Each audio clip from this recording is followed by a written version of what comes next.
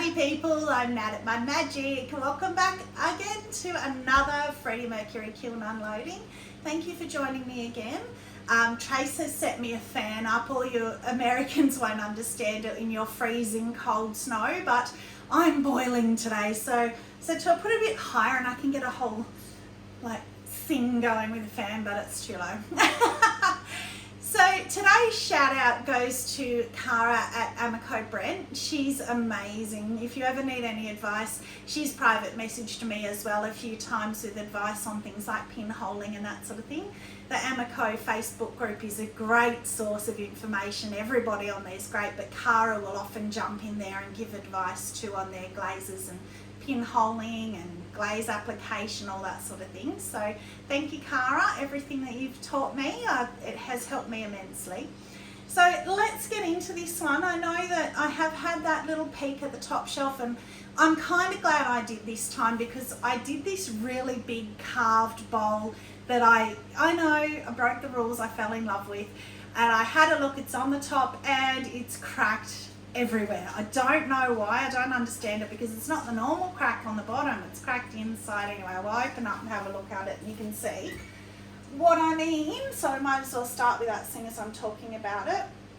So it's my favourite glaze that I always talk about, Rainforest, and it's beautiful, but you can see already there.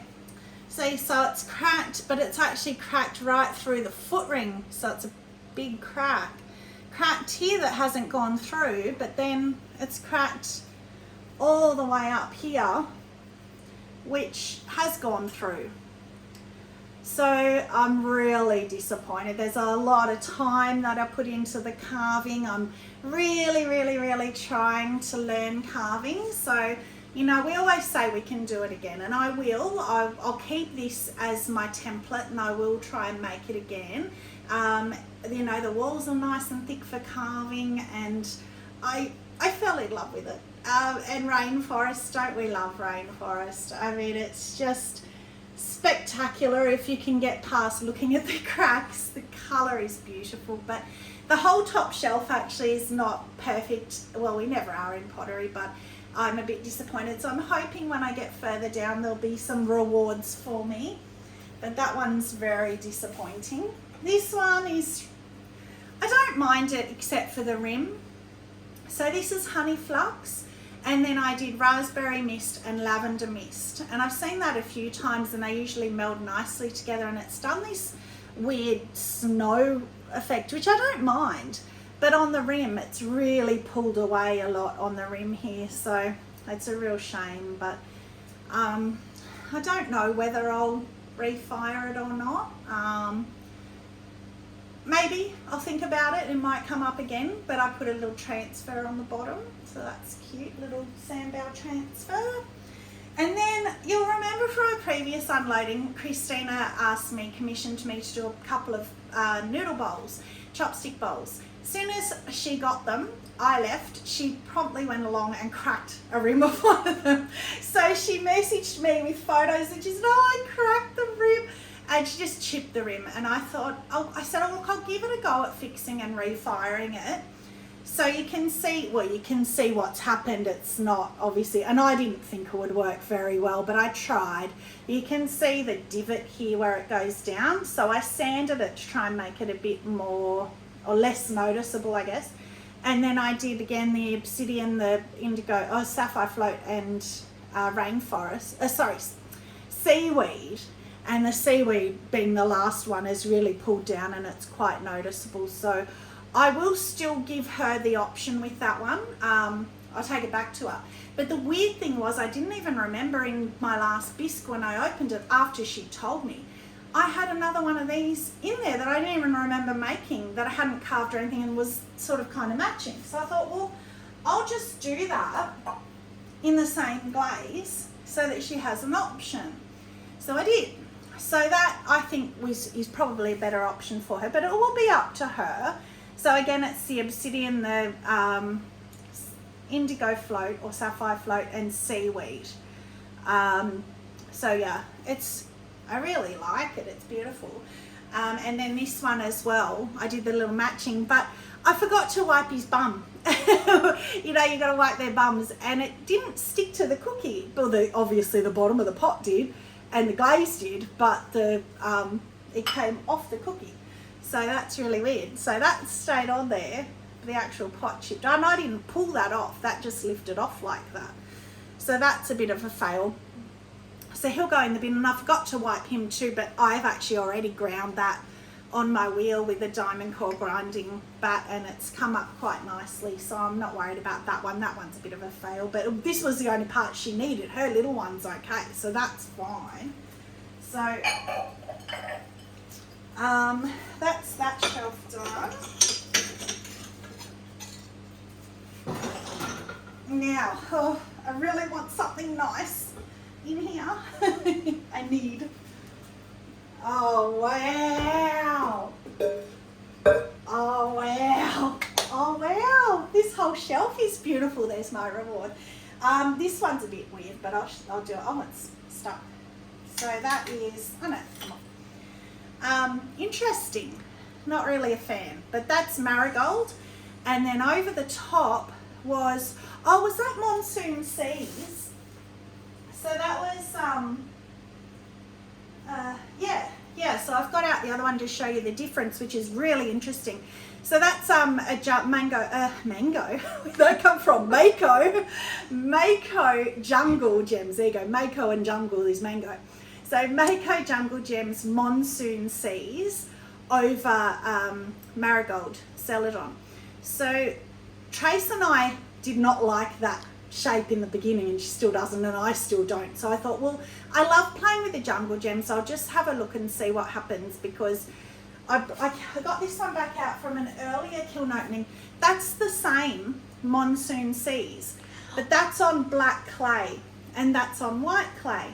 So I only brought the marigold up to here, and then the top is on the white clay and overlaps a little bit here.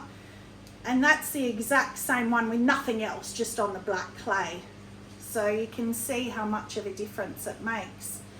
And oh, that's actually the speckle. So yeah, I don't like it, but I much prefer the Monsoon Seas. Obviously, the blue is much prettier. So that's very interesting.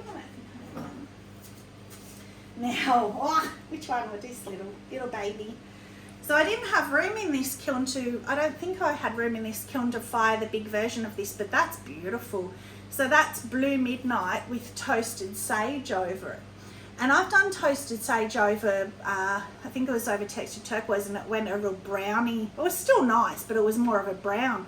Whereas on the blue, I guess it's still like a fawn kind of a colour. You can almost see here the fawny kind of colour of toasted sage, but because it obviously reacts with whatever's under it. But on the textured turquoise, it really pulled and crawled, and it was quite horrible inside. But on this one, that is beautiful. So give you the inside better. So the big bulb, be interesting to see the big one, the big version to match with that. But oh my goodness, I hope when I pick these up they're as pretty as they look in here, because oh, okay, pink, warning you, pink alert. Oh, dribble alert, big dribble alert. But pink, me, pink, yay, I know, yay. Apart from, so that is my first time using light flux, and we got a bit excited with light flux. So that's not too bad. It's only those front two, it didn't do it at the back, so I'll be able to grind that off. Yeah, I'll do that later. But it's also my first time trying to make this little weird heart handle. So what I did was I used 2 concentric cookie cutters, big one, little one, rolled the clay out, cut them into the clay, and that was it. Stuck it on, used a sponge and tried to get it a little bit less manky, but it's still a bit manky. But how pretty is that? Oh, I'm so happy with that colour. That is just beautiful. In that, and the dribbles. Look at those gorgeous dribbles. Oh, they are yummy. Look at the yum, deliciousness down here, coming down here and down here. Oh, me happy, very happy. All right, now the next one, I know Trace is going to love this. So if this is me, this is Trace. And I don't even know if this will stay in my house. She's going to love that. So she's a blue girl, I'm a pink girl. And then we kind of come together when it comes to purples and lavenders. Oh, look, she's putting the light on already. She wants to see it. How gorgeous is that? Stunning. Stunning. Speckled clay again, little crack again, but that's all right. Wow. Look at the gradients here, and which it's done out here too. Far out, and the right size handle that she loves and everything. That's the belly shape I love, and everyone's waiting. What's the glaze? I don't know. I'm waiting too. So, honey flux and blue rutile. I would never have guessed that. I would have thought that that was Norse blue from Mayco, but that's blue rutile and honey flux. Wow, wow. Wow, wow, wow. That's wow. Okay, they're both, sorry. I see because, pretty. Oh, so nice. Okay. Happy me if I can get the cookie off. Now this is stunning. I'm scared to pick it up because I'm worried it's run on the outside too. And I'm hoping the outside's as stunning as the inside because, this has stuck. No, it hasn't. I'm waiting for Tracy's clap on this one because wow! Wow! Oh, look how close they got. Wow! So that's just a bit of the kiln shelf, I think. Oh, far out. Now if that's ever a reward for that top cracking one, that's beautiful. That I know that's winterwood, Mayco's winterwood, and I think that's light flux. So that is shade as well. Yeah, winterwood light flux. So how much do I need to play more with light flux? Because wow, that's incredible. That light flux has been on my shelf unbeknownst to me. It's beauty. So you're far out. I can't. I thought you were going to drop it. The F-bomb, the far out bomb. No, and even the butterfly, can get that off, I think. Oh, sorry, we just got to cut now because, I just want to cuddle that. It's beautiful. Right up here, I think that's winning, I don't know, but wow. Sorry, I kind of stuck on those 3 pieces for too long, but I can't believe it. Oh, and again, no cookies this time, no cones this time, but we will be at about 5.5. That's pretty much what I always end up having this beautiful kiln of mine, 5.5. All right. Oh, okay, this is scary. So this is a massive big chip and dip bowl that I did. A massive chip and dip bowl. It did take up the entire shelf. It shrunk a little bit, of course. And I didn't know how to do it, but I wanted it to be pretty. So, I don't know if it's pretty. Well, it hasn't stuck, which is good. I think it's pretty. When I bring it out in the light, it's pretty. So I was worried about this one because I forgot to put it on cookies and the outside is all honey flux. But, oh, wow. So that is, again, the same as that first heart-shaped bowl. So that's raspberry mist, lavender mist, and also Norse blue and on honey flux. So again, you've got that snowy speckle, and outside I've just done honey flux. And wherever I've gone on the rim, I didn't worry about wiping it off. I let it do what it wanted on the outside. So you've got, I don't want to drop it, you've got a little bit of the colour coming down, but I didn't do that intentionally. That was just whatever came down off the rim. But yeah, we're having a girly kiln day today, aren't we? So we haven't found our baby pre-brown piece yet. Every kiln we need one, but we haven't got one yet. So that one, this one. So it's interesting to see adding the Norse blue because they're both exactly the same on the same clay.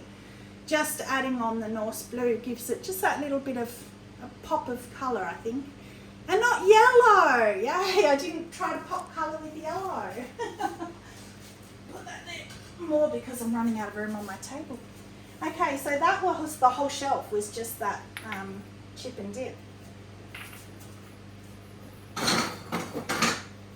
So that's got, again, it's got the medium grog on it to stop it from cracking, and it didn't crack, which is good.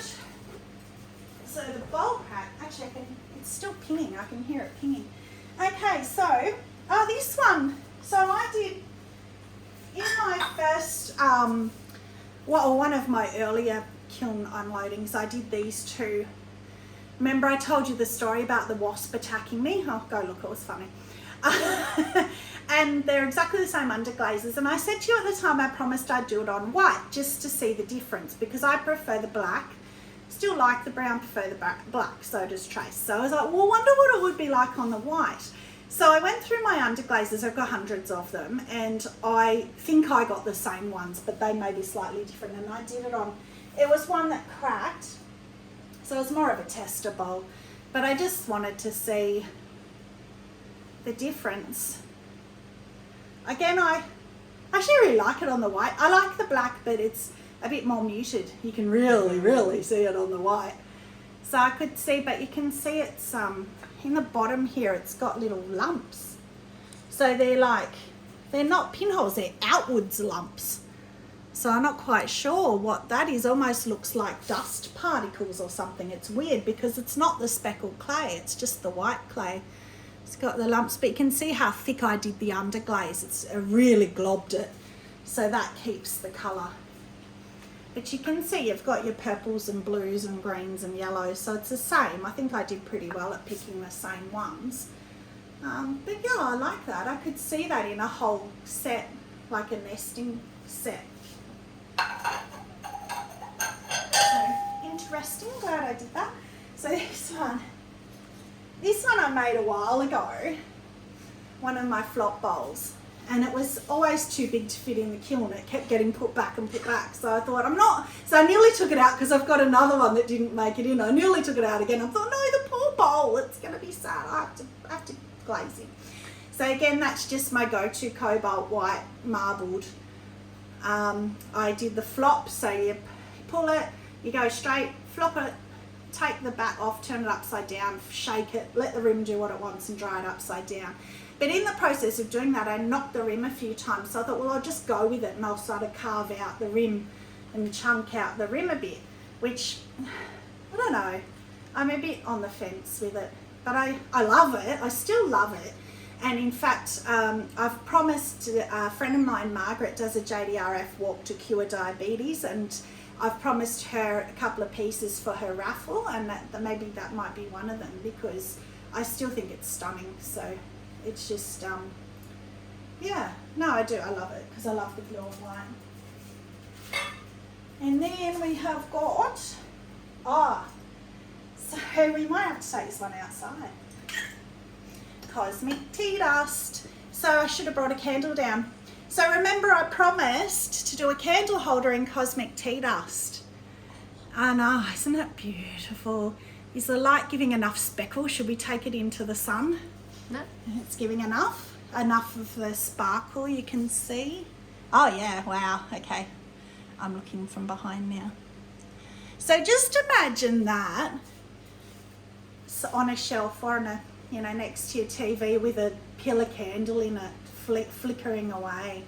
I just think that would be beautiful. Actually, the candle holder that's very similar to that I did on all the pretty blues and pinks, I've been burning candles in that, and it looks stunning at night.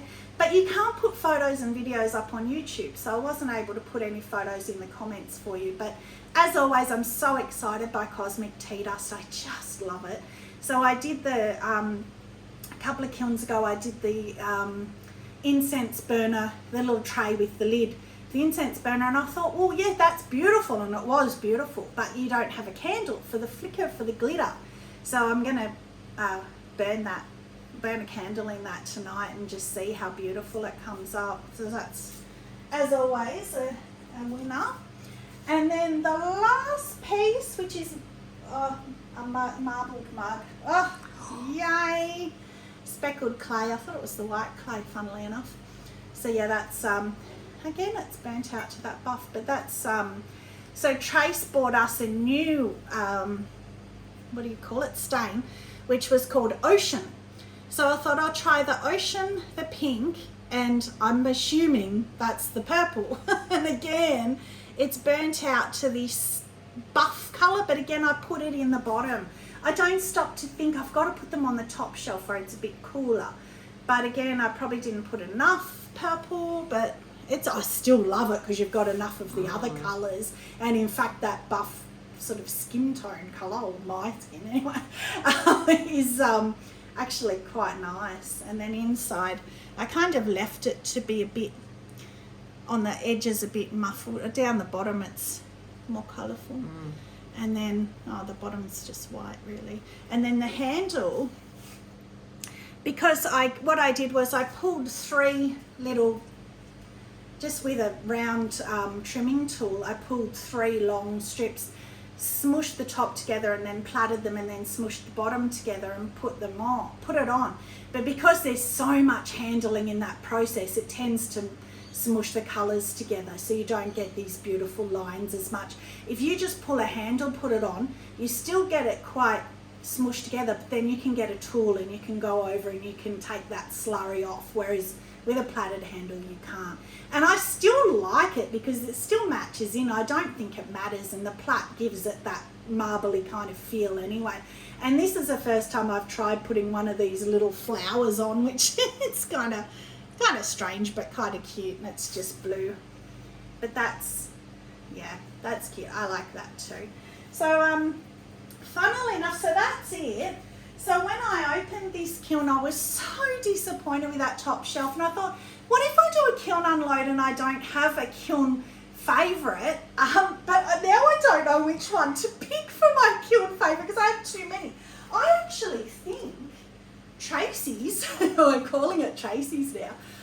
Well, you know, she's clapping, but don't get too excited because it's my favourite too. So I don't know. I think I'd have to grab it out of her cold dead hands, as they say, on my driveway to stop her from taking it. But look, she can do her own anyway. But I even like the way that I cut the ends here, which I've seen Jessica Putnam Phillips do, and I even love that. So, oh, that's just beautiful. And of course the pink one.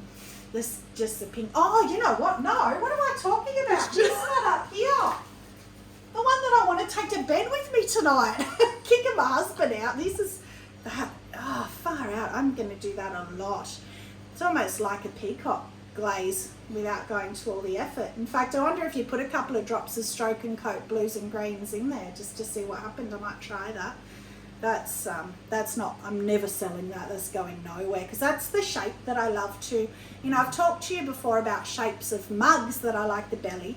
I love with bowls the straight edge. That's my favourite shape too. I've done a whole set of smaller dessert bowls which I haven't glazed yet, so you'll see them shortly. Maybe I'll do them in that. Why not? And then do one with a bit of pink, one with a bit of blue, one with a bit of green to give each of them a bit of a point of difference and see what happens. So that's it. So thank you for joining me again.